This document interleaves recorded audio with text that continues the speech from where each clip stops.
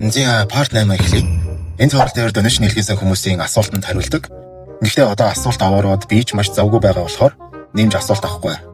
Энэ сартаа одоо байгаа асуултуудаа дуусгах нь асуулт юм айгаа овоорцсон байгаа. Амар завгүй байна. Асуулт хэлхээсэн хүмүүс маань төвчээртэй хэлхүүлээндээ. Юутай ч оруулна санаа зовлтгүй. Хөгшин хүмүүсийн амьдрал чинь тэгээд ар гэр ажил төрөлгээд гитэн интэй юм бас болоод айгүй хэцүү мөө. Аль дээр асуулт хэлхийгээ тэр нь бичлэгэнд ороогүй байгаа хүмүүс байгаа би мэдж байгаа. Бүгдийн сайхан тэмдэглээд авцсан байгаа. Санаа зовлтгүй. Тэгээ би угаасаа анхнаасаа ямар нэгэн хугацаа заагаагүй учраас хүлээж л таархан дээ та нар. Одоо ер нь хэсэгтээ бичлэгүүд ер нь жоохон зайтай орж магадгүй. Уул нь надад амар гой бичлэгийн санаанууд, гой ярьж өгөх анимууд ингээл толгойд байгаад байгаа мөртлөө зов үнэхээр болдгоо. Гэтэ яхаа тэгж яагаад нэг жигдэрх баха. Хэдүүлээ бол угаасаа цаашаа явна. Би бичлэгээ оруулна тийм болохоор алга бол нэг санаа зовлтгүй. Мэдээж би донешн авсан байгаа учраас эдгээрээ бол нэн төрөнд оруулна. Тэгээд тэрний араас ерөнхийдөө өөрийнхөө оруулмаар байгаа бичлэгүүдийг оруулна. Чөтгөрийн ангуучийн бичлэгүүд дуртай хүмүүс маш олон байгаа. Энэ суугт мэдж байгаа. Тэр хүмүүстэй ч гэсэн мэдээж чөтгөрийн ангуучийнхаа бичлэгийг бол оруулна. Гэхдээ хажуугаар нь бас өөр олон гой аниме бичлэг хиймээр байгаа учраас тэднийг бас хийгээд явна. Эхний чинь гэхдээ ерөнхийдөө чөтгөрийн ангуучийн асуултуудаа дуусгачна. Энэ сартаа дуусгаж амжих нь яхна. За маш их тайлбар явлаа. Асуултууд руугаа орцгоё. Хэрвээ Шинобу мөнхийн галт хэрэгт суусан бол гэж байна. Шамжины хашира Кочо Шинобу мөнхийн галт хэрэгт суусан бол гэж үзье. Мэдээж Танжиро Иноске Зенитсу нар мөн Незуко байгаа. Мөнхийн галт хэрэг нийт 2 том үйл явдалд хаваагдана. Эхнийх нь доод сар 1 Эмбүдэ хийх тулаан, хоёр дахь нь дээд сар 3 Аказатай хийх тулаан. Тэгвэл Эмбүгийн хувьд Шамжины хашира Кочо Шинобуг мөнхийн галт хэрэгт суусан үед төлөвөөгөө амжилттай болгож чадах болов? Бараг л боломжгүй. Яг гэвэл Эмбү эхний ээлжинд бүгдийг нойрсуулж галт хэрэгтээ нэгдсэн ч манайхан бүгд л сэрчиж чадна гэж бодож байна. Дараа нь Эмбү галт хэрэгтээ нэгдсэн байх юм бол дотор нь яваа Кочо Шинобу Эмбүгийн хувьд гидсэнд нь үхлийн хор байгаа л гэсэн үг. Эмбү дотроосоо хортой илээр зүсүүлж муужрах магадлал маш өндөр. Мөн Эмбү хүн яг хүнд өөртөө тохирсон зүйдлүүлдэг гэхэд хүний дурсамжийг харж чаддаг байх. Хэрвээ тийм бол Шинобуг анхнаасаа хор ашигладгийг нь мэдээд галт хэрэгтээ нэгдэхгүй байрч болно. Гэхдээ ингэх юм бол галт хэрэгэнд байгаа 200 хүн аюулгүй болж Эмбүгийн эсрэг Шинобу, Танжиро, Зенитсу, Иноске нар болж хувирна. Эмбүд мэдээж ялах боломж байхгүй. Доод сарны нэгт Шинобугийн хор үйлчлэх хэсгийг хэлж мэддэггүй ч Шинобу Домотой толдох үедээ дээд сарны эсрэг хор үйлчлэх хэсгийг харъя гэж хэлдэг. 12 сарны эсрэг биш, дээд сарны эсрэг гэж онцгойж хэлснийг бодоход доод сарнд хор үйлчлэхийг угаасаа Кочо Шинобу мэдэж байсан ч гэж болох юм. Ерөнхийдөө доод сарнд бол үйлчлэх байх уу? Харин гол асуудал нь үүний дараа Аказагийн тулаан дээр юу болох вэ гэдэг л байна. Аказа эмэгтэй хүнийг иддэггүй мөн алдагчгүй гэж гардаг. Музан жүүнийг нь тусгаалan зөвшөөрсөн байдаг. Тэгвэл Аказа дайрахгүй манай ялд болох юм шиг боловч Аказа Музанаас тушаал аваад ирж байгаа учраас Танжиро Иноске нарыг алах гэж оролдоно. Мэдээж гар хоосон харж болохгүй. Тэгэх юм бол Музанд зэгнүүлнэ. Тэгэхээр Аказа Танжирог алаад ухрах эсвэл Танжирог хамгаалах гээд Шинобу Танжирогийн урд дор орж Аказа санамсруугаар Шинобуг алах магадлал маш өндөр. Шинобугийн хорны хувьд дээд сарны хамгийн хүчтэй чөтгөрүүдийн нэг Аказад үйлчлэхгүй гэж бодож байна. Мөн Аказа Шинобуг хор ашигладгийг мэдвэл өөрийн мэдлгүй уурлаж Шинобуг алж магадгүй. Аказагийн хувьд хор ашигладаг хүн бол өршөөж боломгүй зүйл. Дээрээс нь биеийн хүчний хувьд Шинобу сул учраас Аказагийн хувьд сул дорой гэж үнэлэгдэх магадлалтай. Тэгэхээр Шинобу мөнхийн галт хэрэгт суусан бол Танжиро өөхөх магадлал маш өндөр болж таарна. Мөн Шинобу эсвэл Танжирог аль нэг нь өөхөх юм бол Музаныг ялах маш хэцүү болно. Шинобу байхгүй бол Музаныг муужруулж хүн болгох эм бүтээх нь ерөнхийдөө хэцүү. Танжиро байхгүй бол нарны амьсгал үгүй болно. Эндээс шууд үргэлжлүүлээд Аказагийн эсрэг Шинобу гэсэн асуултыг харцгаая. Ялчгүй түрүүнд дурдсан Аказа эмэгтэй хүнийг алахгүй учраас Шинобутай тулдгаас зайлсхийх болов гэж бодож байна. Хэрэг хязгааргүй цайзад Аказа Шинобу хоёр таарсан бол гэхдээ манай хоёр нийлээд Домаг алах байсан байх. Аказа ч Домод айгуу дургу штэ. За тэр ч яах вэ? Үнэхээр л Музан тушаагаад Аказа аргагүй ирэхэд Шинобутай тулдлаа гэж бодоход нэгт Шинобугийн хор Аказад үйлчлэхгүй. Ер нь бол бараг л бацтай. Хоёр Шинобу маш хурдан. Мэдээж Домогийн хувьд таарч байсан хашираа дундаас нь ч хамгийн хурдан байдаг. Гэхдээ Аказагийн луужинг нэвтэлж чадахгүй, дээр нь нэвтлэж гэсэн толгойг нь цавчиж чадахгүй, толгойг нь тастаж чадлаа ч гэсэн Аказа өөхгүй байх магадлал маш өндөр. Дээр нь хор ашигласнаар Аказагийн уурыг хүргэж Аказа бүрэн хүчээ гаргах ёстой. Тийм учраас Шинобугийн хувьд Аказаг ялах нь бараг л боломжгүй. Идүүлээ дотроос нь хорд болгоч боломжгүй. Аказа угаасаа эмэгтэй хүн идэхгүй болохоор. Тийм учраас Аказа Шинобутай тулдалгүй зайлсхийх нь Шинобугийн хувьд хамгийн сайн ирээдүй болно гэж бодож байна. Энд дээр тэгтээ нэг юм хэлэхгүй бол сүүлийн үед хүмүүс нэлээд тэгж харагдаад байсан. Шинобуг дандаа өхүүлээд ялагдуулаад Шинобу тийм сул дорой биш гэл уурлаад байдаг. Би ч өөрөө Шинобуд маш дуртай. Дүрийн дизайн маш гоё. Дээрээс нь дуу оруулагч Хаями Саори бол миний хамгийн дуртай эмэгтэй дуу оруулагч. Гэхдээ Шинобугийн хувьд чөтгөрийн толгойг тастаж чадахгүй. Дээр нь дээд сар болоод ирэхээр хорн нөлөөлөхгүй болохоор ялтчгүй л хэцүү байгаад байгаа байхгүй юу? Тэгвэл би л Шинобуг нэг сул харагдуулаад байдаг ч юм биш. гадаад дотоод ийм бүх тийм нөгөө одоо та нарын дуртай хашира ранкинг хийгээд үзэх юм бол Shinobu дандаа 2 байдаг шүү дээ. Энд тэгээд ялч бодит үнэн. Зохиолын хувьд баг музоныг ялах түлхүүр дүрүүдийн нэг гэж хэлж болох үс маш чухал дүр, маш гоё дүр. Гэхдээ чадварын хувьд хязгаартай. Чөтгөрийн толгойг тасдаж чадахгүй. Хорн үйлчлэхгүй бол тэгээд нэмэргүй болно шүү дээ. Дараагийн асуулт. Мөнхийн галтрын тэнгэн явсан бол Shinobu-гийн хуваар бэлтгэгдсэн тэнгийн эхний ээлжинд тасалбар тараагчдыг анзаарч Эмбугийн цус чөтгөрийн аргад өртөхгүй байх магадлал их. Гэхдээ үйл явдал тааруулаад төсөөлөх юм бол тэнгэний зүүд 3 их нэртэйгээ амар тайван байгаа амьдарч байгаа тийм зүүд байх бах. Эсвэл өмнөх өөрийнх нь алсан ах トゥ нэр амьд байдаг ч юм уу. Тиймэрхүү зүүдлэх байх. Зүүднээс сэрсний дараа Эмбу галтралтай нэгдсэн байх учраас 8 хэсэг таслахыг хамгаалах шаардлага гарна. Үндсэн зохиол дээр Rengoku 5 хэсгийг хамгаалж Tanjiro Inosuke нар Эмбуг ялдаг. Энэ удаа тэнгийн Rengokугийн адилаар 5-ыг хамгаалах ёстой. Тэнгийн өөрийгөө би Rengoku шиг байж чадахгүй гэж хэлдэгч тэнгэний сайн сонсгол болон дууны амьсгал галт тэргийг хяналтандаа авч хамгаалах боломжтой гэж би бол бодож байна. Үүний дараа Аказагийн эсрэг тулаан. Мэдээж энэ үед ямар нэгэн байдлаар тэмдэг нээгдэхгүй. Аказагийн хувьд мөнхийн цайзад дор хаяж тэмдэгэ нээсэн 2 хашираатай тулдаж чадсан Гию болон тухайн үед хаширагийн хэмжээнд хүрсэн Танжиротой тулдсан шүү дээ. Тэгэхээр тэнгэний хувьд нэг эсрэг нэгээр Аказаг ялах нь ерөөхдөө боломжгүй. Гол даалгавар бол Rengokугийн адилаар хэнийг ч өхүүлэхгүй үрд сайлгах. Гютерөд тулдаж байсан үеийн тэнгэнийг бодвол тулаан эхлэх үед хорцсон байсан учраас бүрэн хүчээ гаргаж чадаагүй. Тиймээс Аказатай тулдахад тэнгэн хордохгүй учраас бидний харсан тэнгэнээс илүү хүчтэй тэнгэнийг харах боломжтой болно. Иймд тэнгэн Rengokугийн адилаар үрд сайдл зорчигчд болон Tanjiro Inosuke нарыг хамгаалж тулдаж чадчих магадгүй. Гэхдээ Rengokугийн адилаар үхлийн шарх аваад өөхөх эсвэл зэтгүүрт гарах хэмжээний гэмтэл бол авах магадлал өндөр.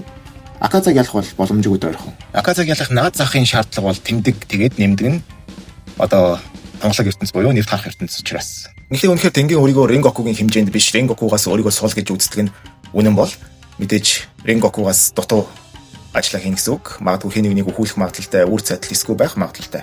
Яг нь би өөрөө тэнгэнийг бас хөөрхөн үнэлдэг учраас Rengokутай адил үр цайтал тийс чадна гэж бодож байна. Дараагийн асуулт Shinobu Kanae Kanao 3 эсрэг Домог ялч чадах уу? За энэ асуултанд спойл агуулгадна шүү заяа. Болгоомжтой байгаарай. Дээд царыг ялахын тулд доройж 3 хашираа хэрэгтэй гэдэг. Энэ бол тэмдгэн нээгээгүй 3 хаширааг хэлж байгаа. Канаe болон Shinobu нар мэдээж хашираа зэрэгтэй. Канаогийн хувьд манга дээр Домогийн хэлснээр Shinobugч давсан байсан. Тэгэхээр бүгд хашираа хэмжээний чадвартай гэсэн үг. Ялах боломж гарч болно. Гэвч энэ гуруулаа их зохиол дээр тэмдгэн нээгээгүй. Учир нь бүгд Домотой толцсон учраас Shinobuгийн эгч Канаегийн хувьд цэцгийн амьсгал ашиглагч байсан. Тийм учраас цэцгийн хашираа гэж нэрлэгддэг. Домотой нэг эсрэг нэгээр толдож ялагдаад өөд болсон. Домол болсон хойно мэдээж бүрэн хүчээ гаргаагүй байх. Гэхдээ Домотой нэг эсрэг нэг нар мантал тулдаж чадсан. Дээр нь идүүлээгүй гэхээр Канаe магадгүй нэлээд чадварлаг байсан байх. Гэхдээ Канаe амьд байснаар Shinobu их зохиол шиг сайн хор бүтээж өөртөө хор уулгах шаардлагагүй учраас Shinobu идээд Домо хордно гэсэн зүйл бол болохгүй. Дээр нь их зохиол шиг хүчтэй байхгүй байсан ч үгүй магадгүй. Гэхдээ зүгээр л гурвангийн хамгийн хүчтэй хувилбараар төсөөлье. Домогийн цус чөтгөрийн урлагаас болоод хэд хүйтэн орчинд биеийн дулаан 39-ийн хэмээг давж чадахгүй үүднээс тэмдэгэ нээх боломжгүй. Цэвэр үндсэн хүчээрээ Домотой толдох шаардлагатай. Гэсэн ч Shinobuгийн өндөр хурд болон хороор Домог сармагжуулж, Канаогийн нүдийг ашиглан Домогийн дайралтуудаас бултаж, эцсийн цохилт буюу толгойн таслахыг Канаe даатгах юм бол Домог ялах боломж гарах байх. Гэхдээ тулаан удааширч огт болохгүй. Домогийн цус чөтгөрийн урлагаас болж тэдний уушиг хөлдөж эхэлж байгаагаас гадна Shinobuгийн хор үйлчлэхээ болно. Ялчгүй тулаан эхлэх үед Домог гиндүүлж хордуулаад тэгээд толгойг нь авах. Энэ л хамгийн ялах боломжтой нөхцөл гэж бодож байна. Ерөнхийдөө цэцгийн амьсгал бол цэцэг гэдэг нэртэй мөртлөө дайралтууд нь бол нэлээд хүчирхэг дайралтууд байдаг. Тийм учраас Домогийн толгойг авах боломжтой. Эгчдүү гурван хувьд бие биенийхээ тулааны хэм маягийг сайн мэдэх учраас хамтран ажиллах тал дээр маш гарамгай байх болов. Тийм болохоор яаж хийгээд зарим нэг ялах боломж байгаа гэж бодож байгаа ч Домог их мангасын жинхэнэ хүчийг бүрэн мэдэхгүй учраас баттай хэлж чадахгүй юм да. Домо ялах магадлал стил илүү л гэж бодож байна. Дараагийн асуулт. Хэрвээ Такео Танжиротой хамт уулнаас бууж тосгон явсан бол гинэ. Хэрвээ тэгсэн бол Такео Танжиро хамтаар амьд үлдэх байсан байх. Такео амьд үлдснээр гэхдээ түүхэд тиймж өндөр нөлөө үзүүлэх юм шиг санагдахгүй байна. Такеогийн хувьд тэр үед 10 настай байсан гэж гардаг. Амьд гарсан ч гэсэн чөтгөрийн ангууч болохгүй байх. Ямар нэгэн онц гой давьяас зэрэг мэддэгдсэн юм бас байхгүй учраас Орокотакийн гэрт үлдэж Танжиро болон Незуког хүлээдэг тийм дүр болж магадгүй. Арай илүү бодит бус сонирхолтойгоор төсөөлөх юм бол Орокотаки дээр усны амьсгалыг эзэмшиж ангууч болох байх. Гэхдээ нас цаг хугацааны хувьд ер нь хэцүү. Дараагийн асуулт. Чөтгөр болсон Rengokугийн эсрэг Аказа. Rengokугийн хүн үеийнхэн хүчийг бодоод үзвэл чөтгөр болсноор мэдээж асар их хүчийг нэмж олох боломжтой. Цус чөтгөрийн урлагч гэсэн нэмэгдэж биеийн хүч, хурд, бүх чадвар нэгсэн. Нөнгө чөтгөр болсон Rengokугийн хувьд Аказатай энэ тэнцүү эсвэл арай илүү тулаан хийчих байхаа. Хэрэг хүн идэж урт хугацаа тулах юм бол Rengoku илүү гэж бодож байна. Аказагийн хувьд ялагдсан чаргагүй Kyojiro гэд илүү их бэлтгэл хийх бах та. Өөр нэг асуулт Аказагийн эсрэг Gyomei гэсэн байна. Энэ асуудал нэг хамгийн маргаантай те. Миний бодлоор аль нь ч ялсан гайхах юмгүй юм шиг санагдаж байна. Хэрэг тэмдэггүй Gyomei бол Аказаг ялахгүй. Тэгэхээр тэмдэгтэй бүрэн хүчээрээ байгаа Gyomei гэж тооцно. Аказагийн хувьд их баяртай толдох байхаа. Хүчтэй хүнд хамгийн дуртай шүү дээ. Тийм учраас Gyomei-ийн хувьд бол биеийн хүч, сэтгэлийн хүч зэрэг бүх юм нь маш өндөр зэрэгэлд хүрсэн. Нөгөө нэг үнэлэхүүн оргил гэдэг юмд нь маш ойрхон хүн гэж бодож байна. Мэдээж Gyomei чөтгөр болохгүй эз гэж асууж байгаа нь бол нүдэнд харагдаж байна. Тийм ба үстэй. Аказа бол мэдээж гараа урагшаа сар байгаа чөтгөр болохгүй эз гэж асууна. Gyomei 220 см өндөр, биеийн хүч нь хашираа дундаа нэгт ордог мөртлөө хурдаарч хашираа дундаа хамгийн хурдан шилдэгүүдийнх нь нэг. Гэхдээ нэмээд Gyomei-ийн хувьд Аказагийн эсрэг хамгийн том давуу тал бол Kokushiboto хийх тулааны үеэр Gyomei Skitoru Sekai буюу тунгалаг ертөнц нэр тарах ертөнцийг харж чадаад байдаг. Тэгэхээр биеийн хүч, хурд, нэр тарах ертөнц энэ гурав нийлэх юм бол Аказаг ялах магадлал ерөнхийдөө бүрэн байгаа. Толгойг нь аваад л өгөх юм бол Gyomei ялах байх. Гэвч Аказа толгойг нь авсан ч өгөхгүй байх магадлал өндөр учраас хэрв толгойг нь авлаач Аказа өгөхгүй байх юм бол ерөнхийдөө тулаан удааширч Аказа ялах байх. За дараа нь Tengen-ийн эсрэг Rengoku гэсэн байна. Энэ талаар би өмнөх энэ бичлэг дээр оруулчихсан байгаа. Эндээс үзээрэй. Ер нь бүх тэрний эсрэг тэр гэсэн асуултууданд хариулж идөө. Michikatsuгийн эсрэг Gyomei гэсэн байна. Michikatsu гэдэг бол Kokushiboгийн хүн үеийнх нь нэр байгаа. За жоохон хэцүүлтэй. Gyomei-ийн хувьд мэдээлэл болон тулааны хэсгүүд байгаач Michikatsuгийн хувьд хүн байхдаа хэр хүчрхэг байсан тодорхой бус. Gyomei аним дээр гардаг хэсгүүд болон манганы хэсгүүдээс хамгийн хүчрхэг хашираа гэдгийг нь харж болно. Санами хүртэл Gyomei-гээс имиж манга дээр үг хэлэх үед нь за ойлголоо гэж айгуу тийм жижигэрсэн маягаар харьцдаг. Яг хүндлэл байж магадгүй л дээ. Гэхдээ Санамигийн хувьд хүндэлж байна гэдэг бол өөрөөс нь илүү хүчтэйг хүлэн зөвшөөрч байгаа учраас гэж бодож байна. Тийм учраас Gyomei-гийн хүчин дэргэлзэх зүйл байхгүй. Харин Michikatsuгийн хүчийг Kokushibo буюу чөтгөр төрхөөс нь ургуулan бодож үзнэ. Сарны амьсгал бол зохиол дээр хамгийн олон хэлбэртэй амьсгал, нийт 16 хэлбэр бий. Хамар хүрээ болон хүчээрээ бусад бүх амьсгалаас өөр хав илүү аимшигтай устгах хүчтэй амьсгал байдаг. Гэхдээ энэ цус чөтгөрийн урлагаар илүү хүчрэгдсэн дайралтууд нэмээд анхны амьсгал буюу нарны амьсгал хүртэл 13 хэлбэртэй байхад сарны амьсгал 16 хэлбэртэй байгаа нь сонин. Тэгэхээр Michikatsu буюу хүн байх үеийн Kokushibo сарны амьсгал илүү сул бас хэлбэр нь илүү бага байсан байх учиртай. Нэмээд 400 жил сайжруулсан техник шүү дээ энэ чинь. Мөн Kokushibo Gyomei-тэй хийх тулааныхаа үеэр хэлдэг үгс болон хариу үйлдэлүүдийг нь хараад миний хувьд бол Gyomei арай илүү ялах магадлал их юм болов уу гэж бодож байна. Одоогийн хашираа нар бол бүх цаг үеийн хамгийн шилдэг хашираа нар гэж Obuyashiki хэлдэг. Тэр хамгийн шилдэг үе дундаач хамгийн шилдэг нь Gyomei. Тийм болохоор Michikatsuгийн сарны амьсгал илүү хүч муутай. Дээр нь Gyomei-ийн хувьд Michikatsuгаас арай илүү зөвлөх юм бол тэмдгээрээ адилхан, нэр тарах ертөнцөөр адилхан. Гэхдээ Kakuto буюу сэлмээ улаан болгох тал дээр Gyomei манга дээр нэг оноо илүү авсан. За тэгэхээр миний бодлоор Gyomei ялах хаа. Та нар харин гоё баримтайгаар Michikatsu илүүгээд гоё баримтайгаар хэлвэл бас гоё шүү дээ, тэ. Тэгэхгүй зүгээр Michikatsu илүү эдэргээд амар ууртай орч ирээдээ бол тэнэг. Үргэлжлүүлээд Sanamiгийн эсрэг Gyomei гинэ.